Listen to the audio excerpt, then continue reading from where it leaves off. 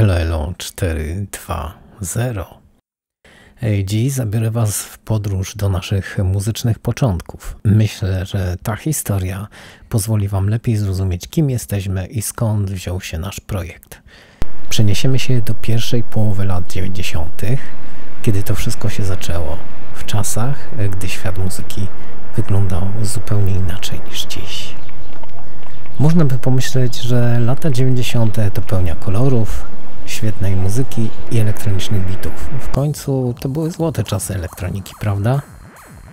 No i może gdzieś tak było. No właśnie, gdzieś, ale nie w Polsce. U nas dominowały szare ulice i radio pełne muzyki zdominowanej przez zjawisko, które wtedy nazywaliśmy wyjącymi babami.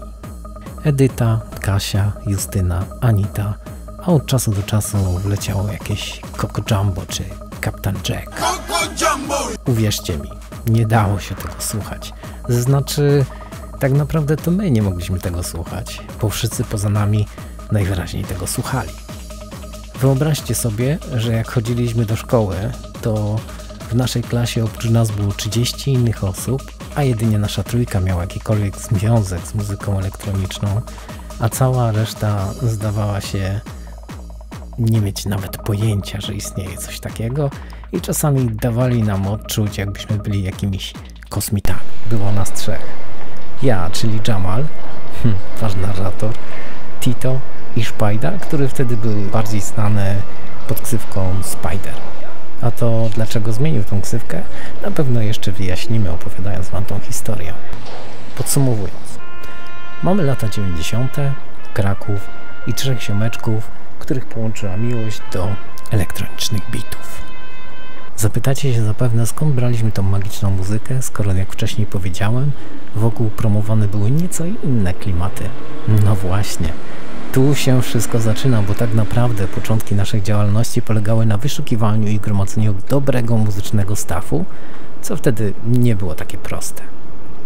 Naszą pierwszą metodą na zdobycie muzyki było nagrywanie jej z radia. Trzeba było być wyposażonym w radio i magnetofon kasetowy, a potem cierpliwie skanować fale FM, będąc gotowym do wciśnięcia nagrywania w odpowiednim momencie. Problem? Przeważnie musieliśmy czekać całą noc, żeby złapać choć jeden czy dwa utwory warte uwagi. W dzień? Zapomnijcie. Dominowała muzyczna sieczka, ale po północy zdarzały się audycje. Godzina 00:00. Technikum mechanizacji mózgu. Gdzie można było wyłowić prawdziwe perełki. O tych nocnych audycjach jeszcze wam opowiem. Zasługują na osobny odcinek. A co z internetem? No, to był inny świat niż dziś. Internet niby istniał, ale działał przez modem telefoniczny, który łączył się z siecią przez blokowanie linii telefonicznej. Kto pamięta 020 21 22, tego pozdrawiam serdecznie. Ściągnięcie jednego utworu zajmowało długie godziny, a rachunki za połączenia były gigantyczne. Wtedy każda sekunda liczyła się w portfelu. W dzisiejszych czasach trudno to sobie wyobrazić, ale wtedy internet to był luksus i o ściągnięciu muzyki z sieci mogliśmy pomarzyć. Szukaliśmy więc w innych miejscach. Drugim naszym źródłem były krakowskie komisy muzyczne. Komis na Karmelickiej, Zwierzynieckiej, a przede wszystkim Ebola na Floriańskiej. Dla nas to były wręcz święte miejsca. Można tam było znaleźć prawdziwe muzyczne skarby, płyty, których nigdzie indziej nie dało się dostać. Każda wizyta w komisie to było jak poszukiwanie skarbów.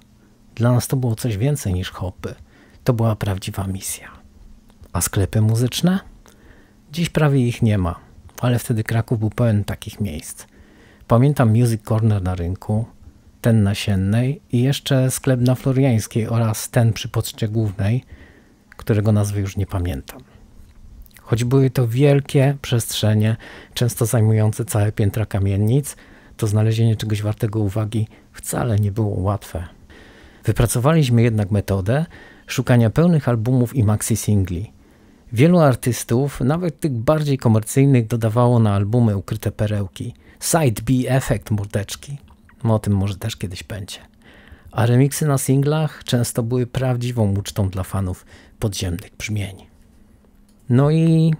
No i były jeszcze śmietniki. Wielkie kosze pełne wyprzedażowych płyt. Za grosze można było kupić świetne kawałki, które normalnie przepadałyby w zapomnieniu. Pamiętam, jak braliśmy wtedy po 10-20 płyt z koszyka i okupowaliśmy z nimi stanowiska odsłuchowe. Tak, często można nas było tam spotkać. Kolejną metodą na zdobywanie muzyki były wyjazdy naszych znajomych za granicę, najczęściej za robotą. Jeśli ktoś jechał do Niemiec czy Anglii, wracał z listą naszych zamówień. Niemiecka Viva i jej programy jak Hausfrau czy późniejsze Haus TV były naszym oknem na zachodnią muzykę elektroniczną. Spisywaliśmy z niej całe tracklisty, by potem przekazać je kumplom wyruszującym na fuchę za granicę. Chcecie więcej posłuchać o tych niemieckich programach? Dajcie znać, bo to też historia warta uwagi. Niszowo zdarzało się też znaleźć ciekawe rzeczy w takich budkach z kasetami. Najczęściej tych zlokalizowanych koło przejścia podziemnego idącego w kierunku rynku z dworca PKP, czy na przykład budka na moście grunwaldzkim, gdzie zdobyliśmy m.in. kultową składankę Technotracks.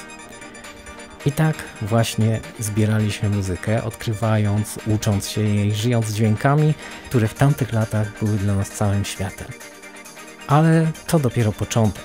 W następnym odcinku opowiemy Wam, jaki mieliśmy pomysł na to, co z tą całą muzyką zrobić. Tak więc do następnego, ziomeczki, yo!